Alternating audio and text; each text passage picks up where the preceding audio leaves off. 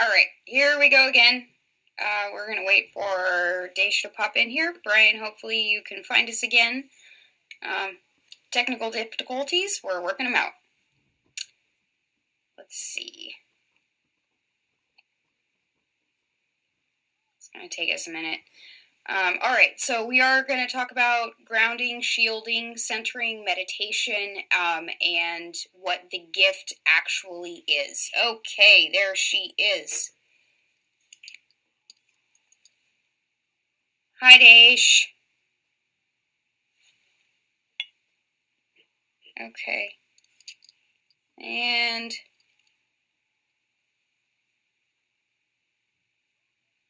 okay, so for some reason it's not popping you in yet. One moment.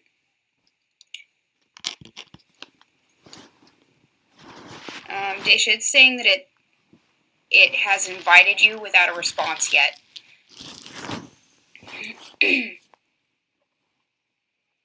So we'll see. It did pop up with a minor window to start with, and then it disappeared. Again, so grounding, shielding, centering, meditation, and what the gift actually is. These are some pretty excuse me, some pretty heavy topics that we actually want to talk about. We've had a lot of questions coming up in the last couple of weeks, asking specifically about these things. We're all feeling a lot going on. Pardon me again.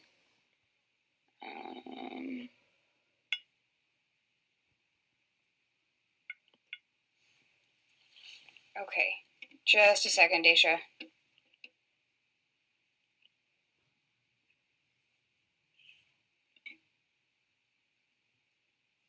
Okay, it popped up with another invite for you. We'll see if that works.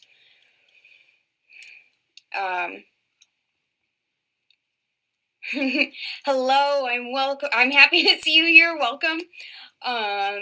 Okay, so grounding, first off, we covered that a little bit yesterday as a precursor. I actually didn't use the word, but we talked a lot about earthing. That's getting your bare feet out in the grass and on the ground, letting those positive ions drain off of you and back into Mother Nature, basically. She constantly is putting off those negative ions, which are actually the ones that we want to have. That's what makes us feel calm when we're out in nature. It's a good thing to have going on. Hi there. Welcome, guys. I am so happy that you guys are coming in. All right. Daisha, we're going to get you approved here. Yes, add. Okay, it says be successful this time. All right. So Daisha is our technical wizard. She has a lot of sciencey way of approaching this with spiritual lingo. Why we're aiming to get her a screen share with her. Yeah! Finally. Oh my God. That was craziness. Success. Okay. So I was just sharing a little bit about the grounding that we were talking about some yesterday. I hadn't used the word earthing, but we just introduced that word. Other than that, it's just been working on navigating the technical issues going on. So many technical issues. That's all good. Yeah. We got it. I got to turn this down. Perfect. Thought I had it turned down. Okay, now it's turned down. All right. Okay. Nope, that doesn't work. All right. It made me flip and rotate a bunch of stuff, and so I'm just trying to have it all set back up again. I think this works, though. Okay, perfect. Do you want to kick us off with the list that you had to talk about? Sure. I figured we should cover a little bit more of the grounding, earthing thing. We should talk about shielding, why, the different techniques and types of shielding. We should talk about the collective field and how that can affect us, how we can affect it. we should probably also, in addition to the other tools that we'll kind of randomly bring in here, we should probably talk about the synchronometer, organite, Okay. and some active meditation techniques. That's what I've got. I'm sure there's more we could cover, but okay, it doesn't work. Yep. There. Yep, you can't put that there. Doesn't work though. All right, so grounding, essentially the science of that is actually allowing your energy field to shed the positive ions that we collect from our modern environment. Electrical fields, our cell phones, and all of these types of things that are modern put off a lot of positive ions, which sends our actual energy field askew. And Drew actually just pointed out to me that ions don't pass through the body. I don't remember what word he said does. So yesterday I misquoted that. I've now been corrected. But getting out there and grounding does a lot to shed the excess energy that we wind up picking up on and carrying with us. Yep. That doesn't necessarily pertain to the emotions. Again, that grounding, that earthing is more to calm down the energy going on. When it comes to emotions and what we pick up on as empaths, that has a lot more to do with the meditation and the centering that we'll be talking about. Shielding as well, but I can't say it enough. I don't recommend that people walk around with a shield on all the time. It's actually a very draining thing to go about. Yeah. There's ways to go about that so that you can have yourself shielded in some way most of the time without being too draining, but yeah, you don't want to just throw up the wall and leave it up. Yeah, it's a constant pull on your energy field. So let's see, other ways to go about grounding. Daisha mentioned organite. Here's a piece right here. This is actually Daisha's pieces that she made. Perfect. She's got a huge piece there. Now, what is inside of the organite, Daish? So the basic ingredients for organite, it's a man-made stone, and it replicates what Gaia herself does, especially mountainous regions. It's organic and inorganic and metallic components. Those are the three basic ingredients. So a resin, which is made from oil. You want metals, and then you need crystals. And those are the three ingredients, the three basic ingredients. If you use those and you make them, they will work. Anything additional you add just adds an extra frequency signature to it. So you can tweak them to be stronger for certain types of things, or do something extra, stuff like that. Yeah. So really quick, Chris, do you actually have a piece of organite? It's one of those tools that I actually hadn't heard about until, I think about 4 years ago or so. And then Daisha dove in head first and started making them. Have you gotten to handle one yet, Chris?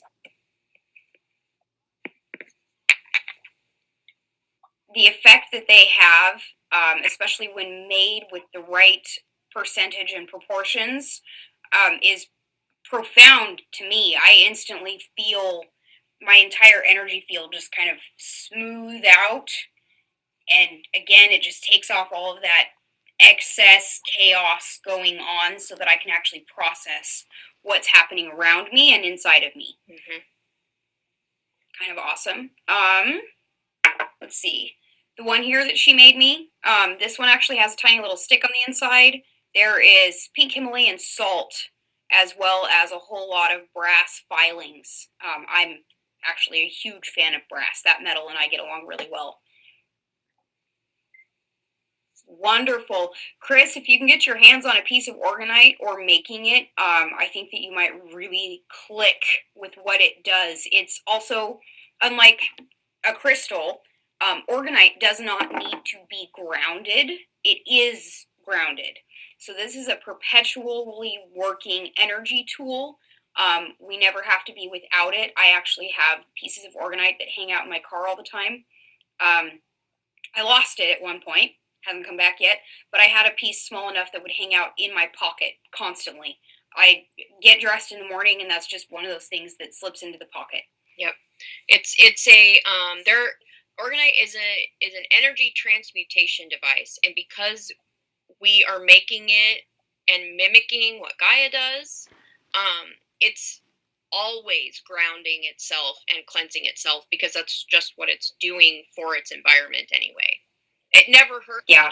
I pamper mine sometimes and take them out in the full moon and let them just not work for a bit. Do their thing. It's not necessary. Yeah. Yeah. So, Chris, it actually is completely solid when it is made, and my camera's not going to focus on this very well, but in the process of it being made, it is kind of a liquid, and then it turns into a sticky substance, and as it cures, it turns into this really hard piece of what almost feels like plastic, which is because it's made out of oil. But again, resin actually is a natural product because it's made from oil. So this is a completely natural, made by man's hands stone. It is actually a stone once that resin hardens.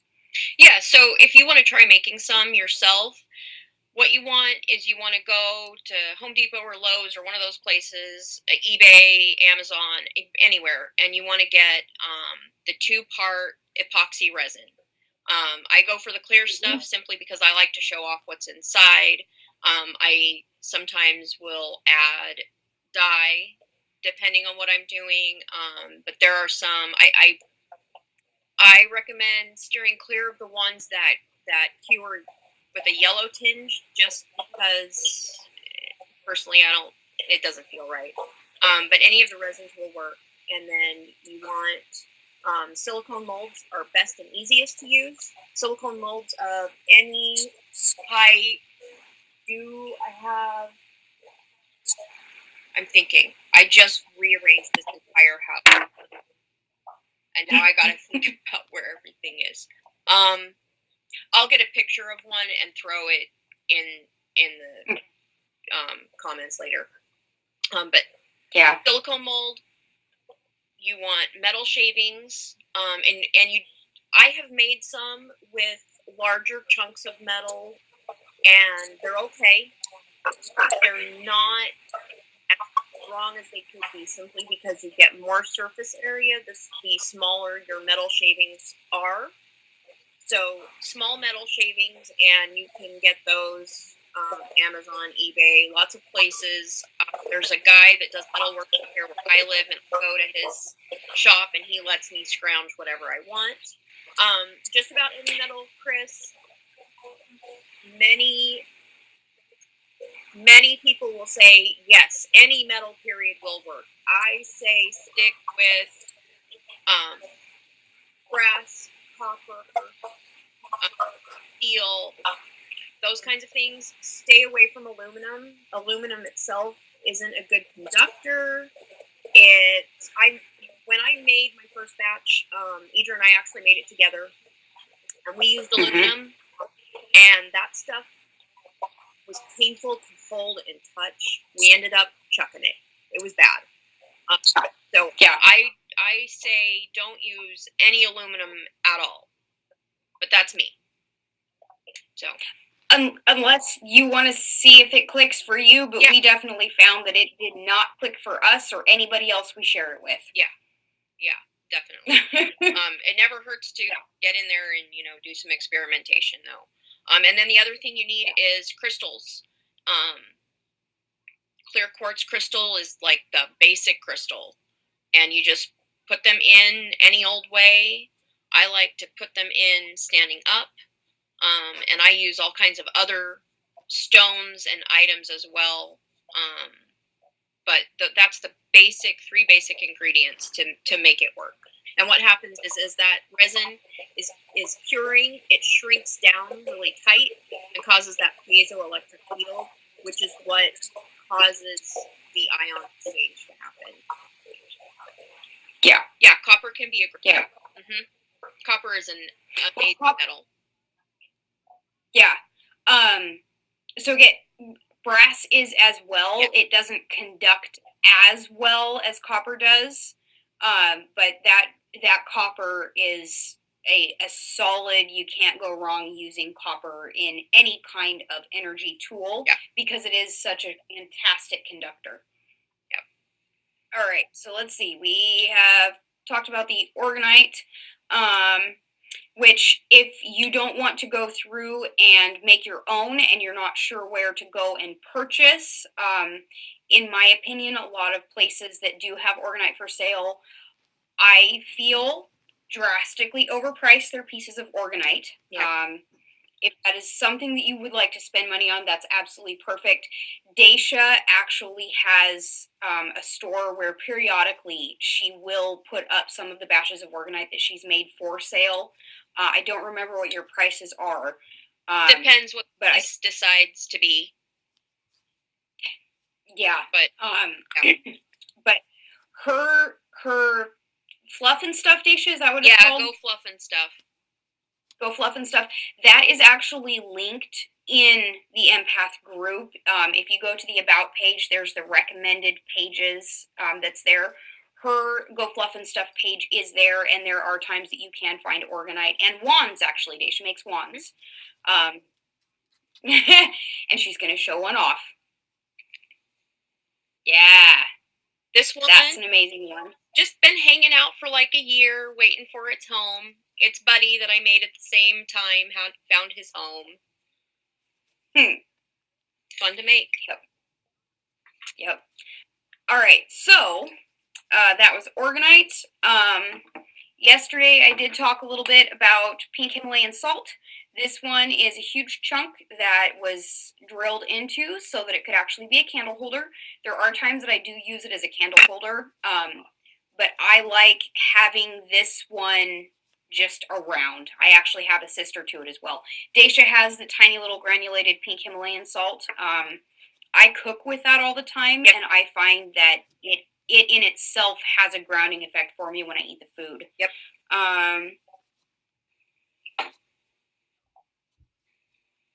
Ooh, that's awesome. Yeah, Go Fluff and Stuff is Daisha's. Yeah, so Chris, I actually have had a project in my mind of wanting to create a copper spiral circle in the yard, actually. One, I want to see how it reacts to nature and what effect it has on the environment there. I also just want to be able to see what it does for me. Oh, and charcoal is amazing. Yeah. That's actually another natural grounder cleanser. It's not just a grounder. That charcoal does a lot to activated charcoal goes in, and it works on a physical level as well as an energetic level. It goes in and it just sucks out all the stuff. Yeah. Yesterday I also covered how I use a crystal ball. It is completely not what you would normally think of a crystal ball being used for. There we go. So I actually sleep with my crystal ball. I will have it under my chin or on my chest or tucked into my stomach, and I'll be curled around it. When I'm in my dream state, I wind up putting in a lot of the emotions that come up in my dreams into my crystal ball. When I wake up in the morning, I am then able to hold what happened outside of me and actually process individually each emotion and what it was about. It's common for me that if I don't do that for a good chunk of days, I will wake up and just instantly be hit with this chaotic emotion and all of it piled together. So This is something that I do so that I wake up in a calm state and I start my day from that centered position. Yep.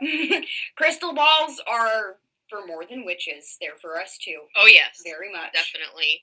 I sleep with mine sometimes too, and it can help clarify the dream state quite a bit. Yeah. For me, it does. Yeah. Anyway. Yeah, there are actually times that there are certain dreams that I think normally I wouldn't be able to make heads or tails of, and if I'm sleeping with my crystal ball, it's the meaning is just there, Yep. and the pictures and images of what's happening in the dream are more just kind of flavors to what I already understand because of the clarity being brought. Yep. Pretty awesome. So this is kind of grounding in that it does have me waking up in a calmer state, but this is actually a centering tool. This helps me pull into my core and know what's going on. So that was kind of touching us into the issue or subject of center. So grounding, centering. Yeah, Chris, I think they make them from several different materials. Plain glass, which is mine, is plain glass with some colored glass in it. I know that they make them from quartz crystal, and they probably use several other types of materials to make crystal balls too.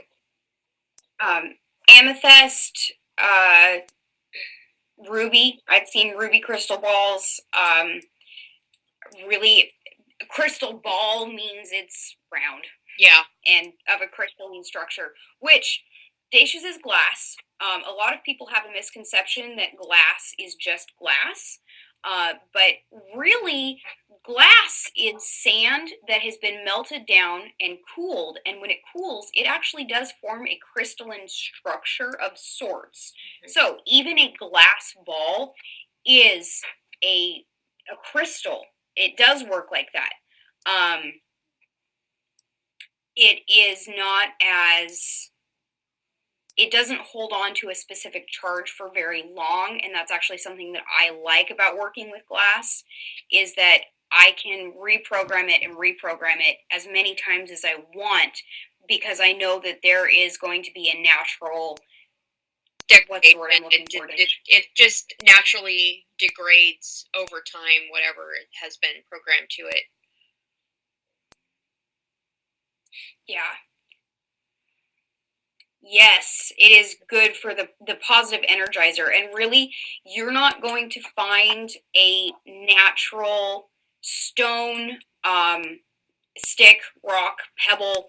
You're not going to find anything like that in nature that comes with a negative charge unless that specific thing has been through a traumatic event, or around a traumatic event, which actually, for a couple of years now, I have had 3 stones that someone brought back for me from Africa when she went to visit.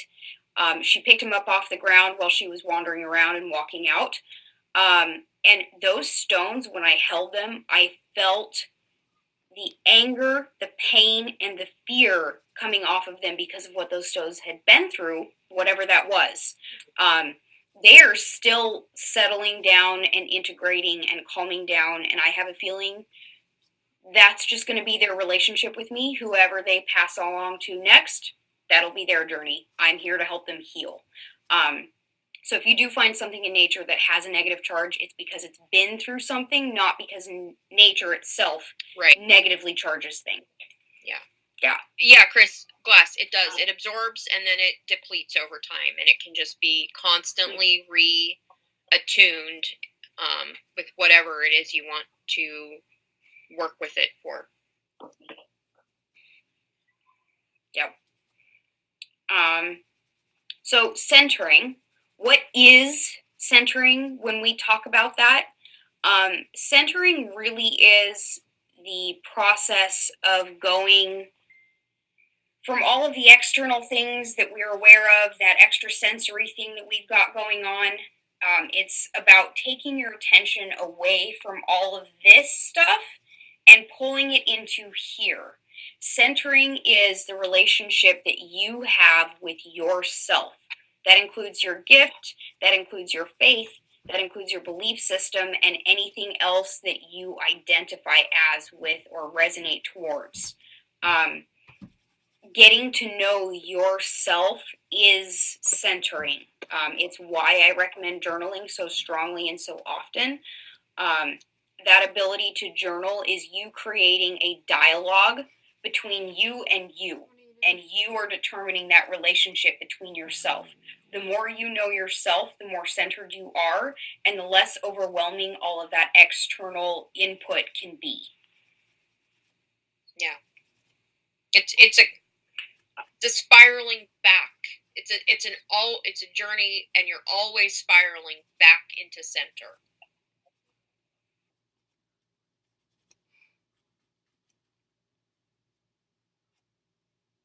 Froze.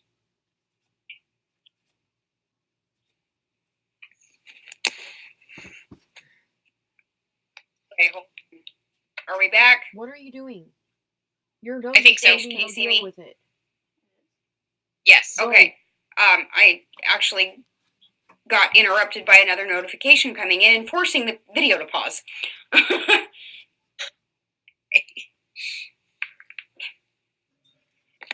right. Okay, so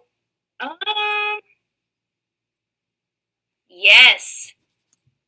Yeah, yes, dream journal really is hugely stick. Yeah. That grounds your dreams, and it centers your understanding of the dreams, and it then presents you with a knowingness that you can then use as a tool in your interactions with that extrasensory world. Yeah, very important. So on the subject of centering, meditation is actually a huge tool to that centering and getting to know yourself process. However, what Daisha and I specifically want to discuss and really, really emphasize to everyone is there are so many different kinds of meditation. There is no one right way. You do not need to sit in a lotus position for hours on end and try to not think. That works for some people, and that's amazing. But really, it does not work for most people out there, and that is okay. If that is not your natural state, don't force it. There are other things that can be done. I was actually just talking with Haley today, yesterday, about how she had some things going on, and her way of dealing with it was to clean, deep clean, not just clean and straighten, but scrub and dust and get into all those places that we don't usually do once a week. Yep. And she had made a comment that she felt like that was her kind of ignoring what was going on emotionally. And I recalled her back to it, and I said, that's not ignoring, that's processing. That's meditation. Mm-hmm. Because you are giving your body something to do. Your active mind is engaged with directing your body as to what it's doing. And you'll notice when you get into one of those states, whether or not it's drawing or painting or carving or running or whatever else it is, cleaning, it's one of my favorites, you are able to hear the thoughts going on in the background, but you're not engaging with them. You're not having a conversation with those thoughts. You're just watching them come around. Yep. Excuse me. That is actually what meditation is watching the thoughts going on. It's not about shutting them down. It's not about ignoring them. It is just being able to listen to yourself. Hi, Rachel. So think about it like this. When you have a young child that is just in a complete meltdown state, they're emotional, they're a wreck, they've got this thing talking on and this thing going on and this emotion happening, and it's just a lot of chatter. When you're dealing with a child that is in that state, you're not talking and engaging what they're saying. You're just listening to them. Mm-hmm. In meditation, that's what you're doing. You're letting your conscious child mind, because that's actually really what it is that's your child mind, just talk and let it all out. You're not encouraging one way or the other. You're just, yeah? Oh, that's hard. Yeah? Well, tell me more about that. What did you really feel? And even that's an engaging thought, but that's a good example of you're just letting your mind just let it roll. Just let it do its thing. Yeah. Yeah. All right, so that that getting to know what thoughts you have going on inside of your head, that is a huge part of centering, and that is really what meditation is about. Again, I can't stress it enough. If you can't sit still and quiet your mind, don't force it. Find another activity. Now, something I also want to talk about is that there is a very common misperception that you are your thoughts. So whatever thoughts you have reflect who you are as a person. This is actually going to tie into our next subject, Daish. Oh, good. You are not your thoughts. You are the observer of your thoughts. You are entertaining a thought stream that is going through an entire collective. You're picking up on the human collective consciousness's thoughts. By engaging with those thoughts, the part that is you is the emotional response, reaction, or feeling about what that thought is. It's a very, very common thing that people get really down and judgmental on themselves and others for, oh, how could I think that? Oh, why are you thinking that? What kind of person are you? You're not your thoughts.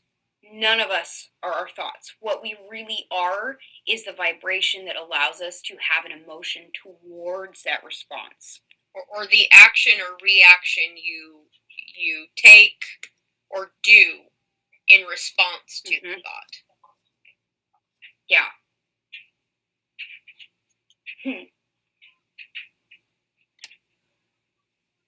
Yes. And we're not our emotions. Yes, we are not our emotions. We are the vibratory frequency that can have emotions. And by that I mean your specific unique energy field is basically like an orchestra. And whatever emotion comes up in reaction response to what's going on around you or what's going on inside of you is one or a few instruments playing, but you are the orchestra, you're not the instruments, if that makes sense. Yeah. Okay. So hopping on to our next bullet point is we have had a lot of comments, private conversations, and feeling, viewing, yes, of a lot of sensitive people out there, and I use that as a capital S, sensitive, not sensitive as a judgmental word. Yeah. We are sensitives. That's a good thing, actually. Yeah. We're going to own that. It's ours. You can't have it. Being sensitive is good, capital S. Yeah. Yes. So for the last about 3 weeks, the sensitives of the world have been feeling more anxious, more angry, more depressed, more sad, more put upon. And we're all having a hard time figuring out why, because there's not even anything going on in our world that would be causing us to have these emotions. The people around us are feeling what we feel as well, but there's nothing going on in their life that's causing those emotions either. Why are we feeling like this? What is going on? Daisha, I'll kind of let you take the helm on that one so that I don't wind up diving into detail, because we want to give the theory, not the detail. Yeah, if I dive into detail, rein me in. So it might help a little bit to understand kind of where I come, the angle I come from with this to help with the explanation. I just realized the reason my camera is weird is because it's upside down. I hope I'm right side up for everyone. Really. You are, don't worry. Okay. You're right side up. Oh my god. If you were standing on your head, I'd be making a flat earth joke. Hey, why not? Just kidding, everybody. Oh, the earth is somewhat spherical. We do not live on a plate. Anyway. There you go. So I think it was the group chat for HQ First Aid on MeWe. I believe that's the group chat we were in. We kind of were talking about identifiers versus descriptors. So a good descriptor, because I think an identifier is just a box, but descriptors can be helpful. I kind of come at this from a more logical, scientific, and chaotic approach, and less from the, although I am very woo-woo, but less from the woo-woo approach. I like my woo-woo to be totally sciencey and weird like that. So here's the angle that I understand this from, and that I kind of explain it from. So the collective conscience, also known as the unified field, also known as, Eadra, what's the word that they, Which? Hundreds monkey syndrome, what's the that? morphic field resonance. Thank you, the morphic field resonance. Okay, all these words for it. It's a scientific thing, they've proven it. Most scientists probably don't know about it, but it is a proven thing. What we ourselves do and think and say and project outwards, we not only are projecting it into our physical environmental area, but we are putting it into that field. Everyone who's connected to that field is capable of picking up on that, and the reverse is true. It doesn't matter if someone believes it or not, or is even aware of that exists or not. They exist, therefore everyone that exists affects the morphic field. And we, as sensitives, pick up on that more than a lot of other people typically do, although that has drastically changed in the last 6 weeks. Like, skyrocketed. So, as a sensitive, as an empath, as a magician, as a whatever your descriptor is, to be aware of that is like tool number one for you. Because once you're aware of that, you can then begin to separate out what it is that you yourself are feeling because of something that's going on for or with you directly, versus what you're feeling because you're picking up the field and what the field as a whole collective is doing.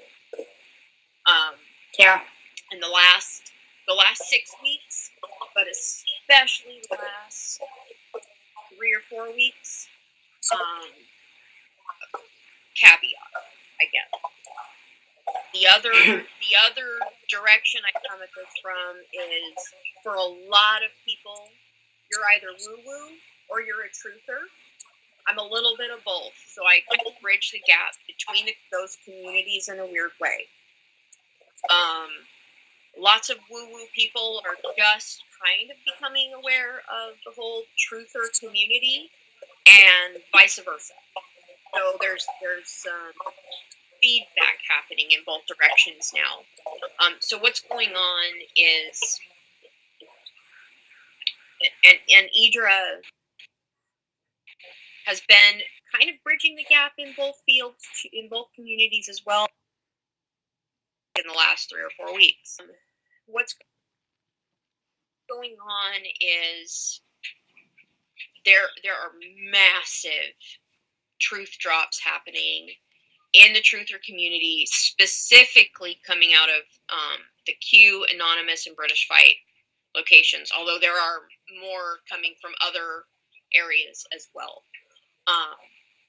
And for the first time, these truths that are being brought forward and into the light are not just hitting the truther community that's already aware of this stuff, but it's being broadcast everywhere. The mainstream, everyday person down the street is getting hit in the face with this stuff. And So massive feedback is what we're picking up on. Go ahead.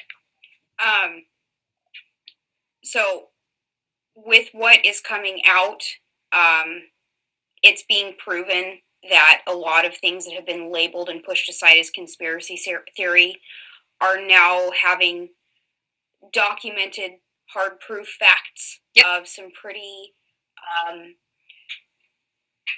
unimaginable actions. The shock means yes. So with what is coming out, the evidence that is actually coming out, it's being proven that people who have been on the fringe of society as conspiracy theorists, truthers, as we call them, they're right. It's causing a lot of anger, a lot of disgust, a lot of rage. What I want to say to this group is it doesn't matter whether or not it is the truth or not. What you all and we all have been picking up on with that weird anger that we don't know is ours, that sense of hopelessness that we don't have a reason for, that sadness, that depression, all of those other things that we can't identify as to why we have them going on. We are picking up on the collective consciousness of what is coming into their awareness. Again, it doesn't matter if it's the truth or not. Emotions are emotions, and we pick up the entire collective consciousness set of emotions. The anxiety that we've all been having is coming from the collective. We also have some of our own, but it is being exacerbated by that collective field of panic and fear and anger and anxiety. Which is why we're here talking about grounding. It will actually help get rid of that collective energy field that's hanging around. That centering helps you identify what is you and what is outside of you, and you get to know yourself and form a solid relationship with yourself. Shielding, we haven't actually quite covered that one yet. We will, except we mentioned it. Shielding will help you not pick up and sense the collective emotional state. So if that is something that you would like to be disconnected from, there is an option. Shielding, everybody has their way of doing it. It's an imagination thing. What you imagine, your energy instantly wants to do for you. That is a bit of law of attraction, which is a spiritualized language basically expressing part of what quantum field theory does. We can touch on that later. There's a lot of us in here that have studied quantum theory and can have talks about that, but for now we'll focus on how to imagine and create a shield for yourself. I went over some of my techniques that I have yesterday, so I'll let you guys review that. I don't want to restate what I already said. What I really wanted to be able to present to you guys was Daisha's way of going about a shield. I still haven't perfected her technique, but I'm learning. I haven't either. It's a daily process. So there's a couple, from my viewpoint, there's a couple like major categories of shielding. There's like what I call basic shielding, which is you're new to the whole thing. This is all overwhelming. What is happening to me? Holy fuck, I don't even know what to do. And you just block and you throw up a shield until you can kind of reground and recenter with yourself. And that's a good tool to have. I still use it sometimes for certain things. Everyone probably does in some way, shape, or form.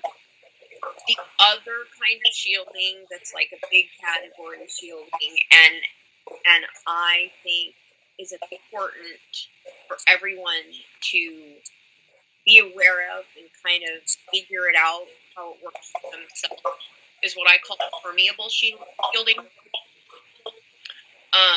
And permeable just means breathable.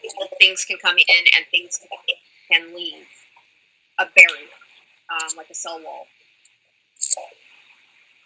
I utilize visualization and tools and intent with all of my shielding practices. I've got a lot of different kinds of tools I use. Some I use all the time, some I use once or twice, and then just hang out on the magic wall. It just kind of depends how that goes. But with the permeable shielding, it's kind of you want to decide what you want to be aware of, or how much of your environment you want to be aware of, and that includes the collective. And you want to, of the awareness that you have, you want to decide how much is going to actually interact with your own energy. And that works in the other direction because it's permeable shielding. You can project out to your environment through your permeable shielding what you want to affect, but choose what you don't want to spread to your environment, like your own anxiety and anger and everything. Hey, Ryan. You don't want, generally speaking, you don't want to project your own back out to your environment for the collective. But there's things that we do want to project out because we affect our environment directly and we can affect the collective. Kind of a joke. Yeah, so that shielding is up to what you imagine you want it to be. When you're starting to practice using a shield, you will want to check in on it a few times a day, relatively frequently from the beginning. It is like learning any new technique. It needs practice, and the more you practice, the more it will just be there. But again, I will go back and say, carrying around and maintaining a shield constantly is draining. There are times that it'll actually be more draining to have a shield up than to just deal with the environment around you, purely because you can't expect to walk around carrying this huge piece of honkin' wood or whatever your shield is made of and not have your arm get tired. You are using your own energy to form that energy shield. So it is good to drop it sometimes. Yeah, and with the permeable shielding, which is kind of how I fell into this myself, was I came in. Yes, I needed a way to shield from certain things a lot of the time, but not from everything. And that's kind of how I just accidentally discovered this permeable shielding that I use, is that when I'm in my home, I pretty much don't use any shielding actively myself. Mm-hmm. But when I step out of my home and I leave and I go do other things, depending on what I'm doing, I might have a full set of shields up, or I may just have one or two really light shields up. And they might just be awareness shields that alert me to something, because I may not, I'm not always aware consciously of what's happening in my environment. And for me, sometimes I need something to jab me in the ribs and be like, pay attention, you need to be aware of it. So there's an infinite way to use shielding practice, and to make it work for what you need it to work for. I also suggest, and I use myself, tools to help carry that burden of a lot of the shield draining. Yeah. So real quick, because Chris and Orion right here. So let's see, Chris. Yes, it's all the possibilities of being. And then really quick, because Orion, thank you, Orion, mentioned this, is talismans and crystals. I'm not super familiar with talisman work. I know that Antonio Monroe, who is one of our moderators in here, as is Orion right here, they do a lot of talisman work. So if you have some specific questions, tag them on a post and ask. They'll have some great answers. This one right here. Chris, this is bismuth. This is a metal. And again, my camera's not going to show it very well. I'll get some pictures and post them in the comments once we're done. Daisha has her own piece of bismuth. And her camera is actually going to focus on it. Hers is way prettier. We'll get pictures of everything. We will.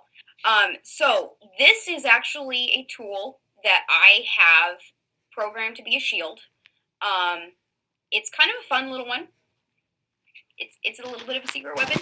It hangs out with me. It actually has bismuth, so with a B. So this bismuth actually creates an energy field that has barbs, and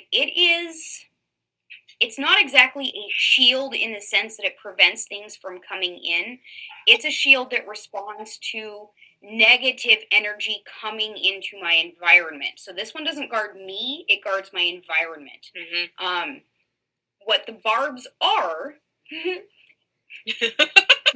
makes me a little happy, I can't lie, is when a negative energy entity comes towards this shield and they're attempting to get through it, they get poked as if they're trying to pet a porcupine backwards. But instead of causing harm or drawing blood, this basically infects them with love.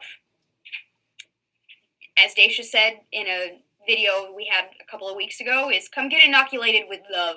Yep. I dare you. Come at me, bro. I will love you. Because this is what this is for. It is a shield of love, and the negative entities coming towards, and by entity I mean anything negative coming towards this shield will be bit, poked, infected with love, and negativity, anger, hatred, lies, depression, deceit, all of these things that are negative frequencies cannot survive when love is present. So by attacking into my shield, they are actually causing their negativity to disintegrate because now they are infected with a positive frequency. And it's so, not that's my business. It did not violate free will because they were the ones who used their free will to choose to attack. Yep. Yeah, Chris, mirror shields can be excellent for a lot of situations, definitely. And bismuth is also a man-made stone, although it is a metal. Yes. Or, yeah, I love... Ooh, Orion, would the medieval gargoyles count more as a talisman? Now I'm curious. Yeah, me too, because it makes me wonder about those... I didn't pull them down, but those weird phoenix dragon things. Yeah. So really quick, as we're talking about mirror shields, you guys will notice behind me, I have that taller mirror up there, and then I actually have this mirror down here. Those are strategically where they are, because mirrors will bounce off that energy. And again, they're glass, so they are programmable. So every time I'm coming into the office to do something, I get to re-say what those mirrors and the glass that is involved with the mirror is going to do for me, whether or not that's shield, ground, reflect, be sort of a scrying instrument. Those are tools that I get to change around constantly, which I like change. I'm very comfortable with change. lots of constant change and fluidity there. Yeah. A lot of mirrors are backed in silver, which is an intensely epic metal as well.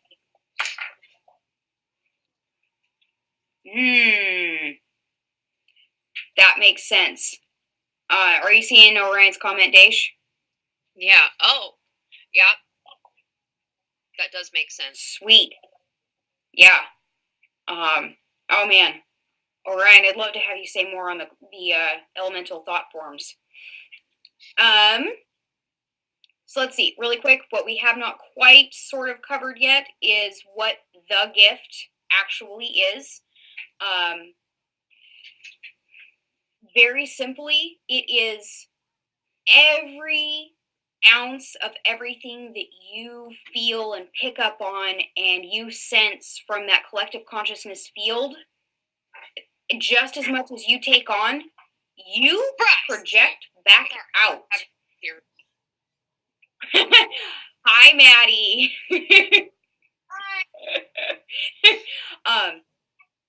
So what you are taking in, you exactly are able to put back out. And I'm not talking specifics. I'm actually talking in basically a volume or a mass of what you're picking up on. So say grocery shopping caused you to have a debilitating anxiety attack because of how much you took in. That exact amount is exactly what you can do to affect the environment around you. I've been talking with a few people about this, that when we have negative emotions that we personally are feeling, as empaths, we make people around us feel that. And you might have been labeled a Debbie Downer or an Eeyore or whatever else somebody else wants to say, because they're picking up on that intense emotion that you are projecting out. Unfortunately, excuse me. Unfortunately, we live in a society that encourages the expression of the negative emotions more than the positive. So, if you want to take that gift of projection and use it for positive intentions, it will take practice being comfortable expressing, showing, and projecting out that positive aspect. Pardon me. It'll take a little bit of time, but it is very doable. Just as much as you take in, you put out. That basically is the essence of that. And by that, I mean, guys, we can literally change the world. Yep. You get enough of us empaths that know how to project positive love, calm, peace, unity into a mob setting, and we can tone it down. It takes practice, and it takes practice with everybody working together in their empathic projective ability, but it is doable. That's why I'm an empath, and that's why you are an empath. It is why we are here right now, especially with how much everybody has been picking up on the chaos and the panic and all of the other things we talked about. We can change that. Even just being alone, so far apart, maybe not having other empaths around us, if we focus on feeling the love, the unity, the peace, and the calm, and we project that out into the collective field, we are making a difference. You do not have to go and make people calm down. You don't even have to go talk to anybody. Nope. Just you projecting out that positive energy frequency changes the world. It really does. There isn't. Go for it. If you need, you, the general you out there, need evidence or proof of that, there has been a lot of various, I don't know if there's been any studies per se, but there's been a lot of experiments done that have proven that a group of people choosing to concentrate and focus on a particular thing actually affects everyone on the planet. Specifically, you can look up, I think it's Dan Winter talks about a couple, and Coast to Coast has done a couple experiments on their show, and there's others out there off the top of my head I can't remember, but yeah, I earlier today in a group chat for Aslan's Army, some of you might be aware of that group, some of you may not be. There were, I was worried, I was concerned. I was very concerned. There were massive calls for violence and actively arming themselves and general projection of hate speech against entire cultures. And I did speak up, but I also sat back and took a few minutes and was just like, not okay, and sent out a calming emotion, and I put a call in for HQ to do that as well if anyone felt called to. I mean, that's how it works. Like on the ground, actively, that's how it works. Yeah. So that projective ability is exactly what the gift of being an empath actually is. Mm-hmm. Changing the world around you through projecting that positive emotion. Thank you for linking that, Orion. Yes. Awesome. Yeah. So the anxiety that's been going on is from the collective. You are not going crazy. I will say that again. You're not crazy. You're not. You're not. The world is going crazy right now, and that's what we're all feeling. But you can always pop into this group and talk about it authentically, about what you are feeling, what is going on in your own emotional environment, and we are here to say, man, I hear you, because today this happened to me too. And we will start seeing that when we're having bad days, every empath is having a bad day. That's how the energy has been going. And I don't know if Brian is still in here, but I just found out that there are about 4 of us that all had horrible days all on the same day, and none of us reached out to talk to each other because we didn't want to make our empath friends feel our bad day, when really what we should have been doing was reaching out to our empath friends going, man, things are going crazy. What is going on? I'm having an awful day. How are you? And we could have felt that unified collective of, we're not crazy. The world's just going crazy, but we're here and we're going to stand together. Yep. So when you're having a bad day, come in and talk about it, because we see the world the way that you do too. Yeah, we see and feel it the same way. Chris, the name of that group, Aslan's Army. It's a group connected with British Fight. Yeah. And they are public, so you will be able to see everything in that group if you don't actually want to join. If you do join, they are pretty quick on accepting requests, and that will allow you to comment.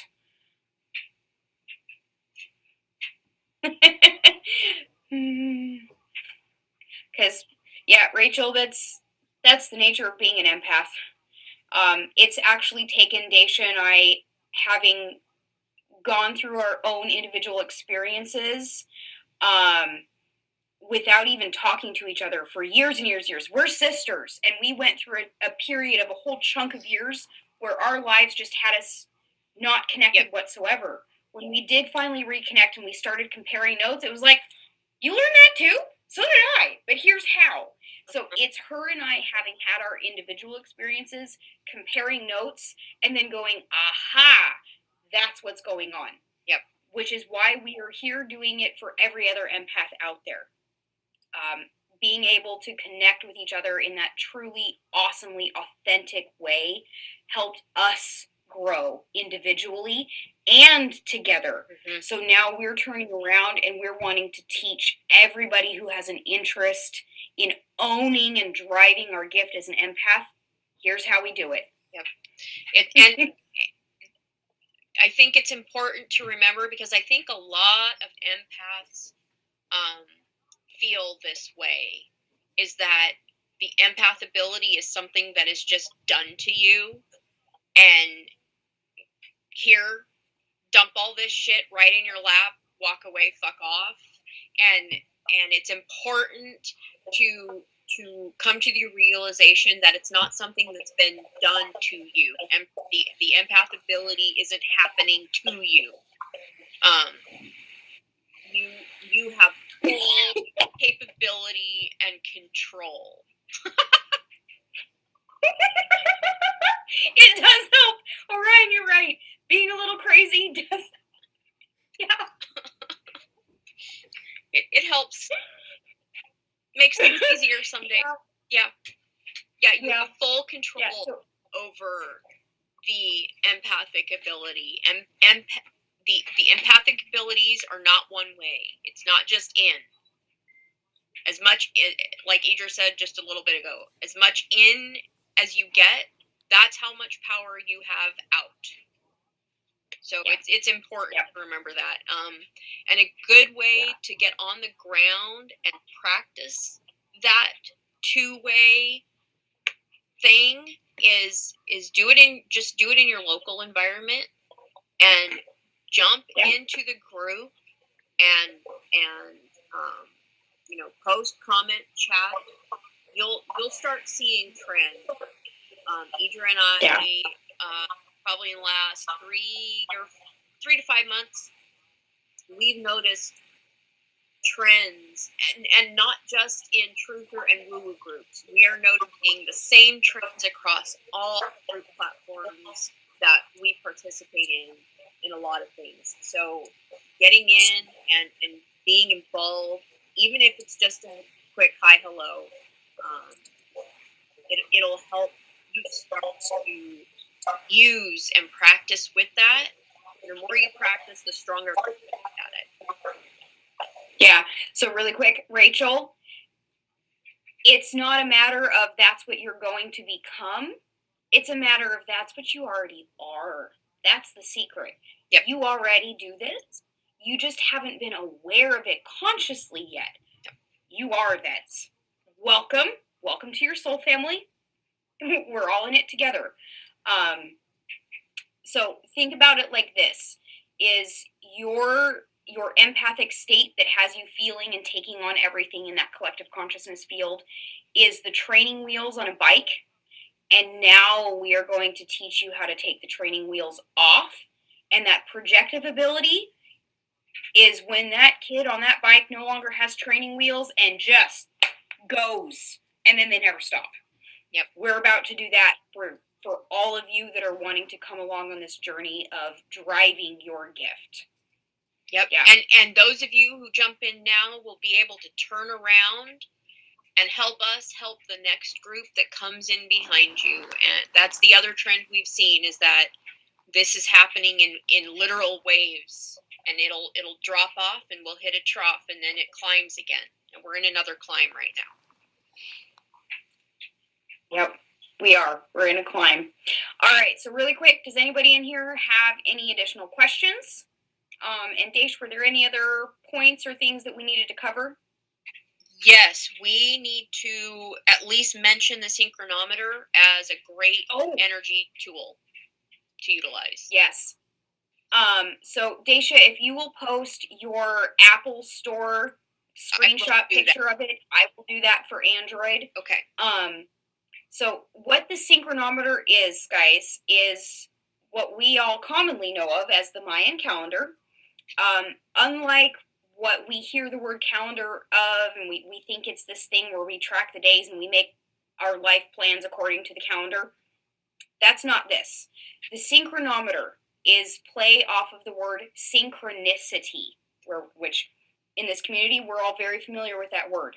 That's the thing that things don't happen by chance. Synchronicity. Yep. The synchronometer is a tool that has a specific algorithm to track, understand, and then put into actual language that we can comprehend of the galactic energy frequency that is coming in for that day.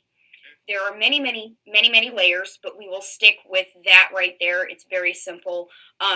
Rachel, I'm actually intending to start practicing getting the day synchronometer up into HQ on Facebook and MeWe, so that we as the deployed angels and empaths have a, hey, this is the energy going on today. Chris, I'm picking up the synchronometer is probably one that I think would really click with you. It's amazing. It really does just say, this is today's frequency. It's fantastic. And again, Daisha and I will post the iOS and Android app, what they look like, so that you guys can go. They're free apps. Yep. You can also find the website for thelawoftime.org. and you can keep track of them from there, plus read more about it. You need to get the of your hair. Sorry, teenage stuff. You need to get this part. I'm gonna die. Perfect. I'm gonna die. Okay, go. I'm kind of worried. Did I get the tips? No, Okay. I just said. I'm sorry. Side chatter. She's a mom. I'm sure a lot of you are familiar with that. So, really quick, while we're talking, yes, logtime.org. Yep, that's very much. It's a fantastic resource. We all remember 2012, leading up to 2012, the Mayan calendar was ending and the world was going to end. And okay. So what that actually was the ending of a calendar cycle. That didn't mean the world was ending. The Mayan calendar ending in 2012 actually had to do with an era ending and the next era beginning. And we're in the middle of that era beginning. It is the awakening. It is the enlightenment. It is the truth coming out. It is the lies dissolving in the sunrise of light.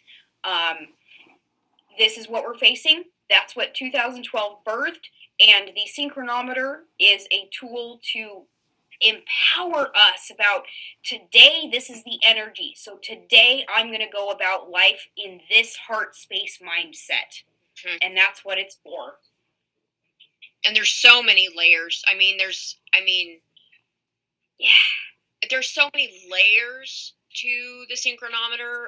I couldn't even explain to you in any kind of coherency what and why all the layers are and how they work. No. But it'll take years. It's powerful. Yeah. I was just going to say, use it and be with it and just, do as much or as little research as you are drawn to do and just let it flow. It's an thing.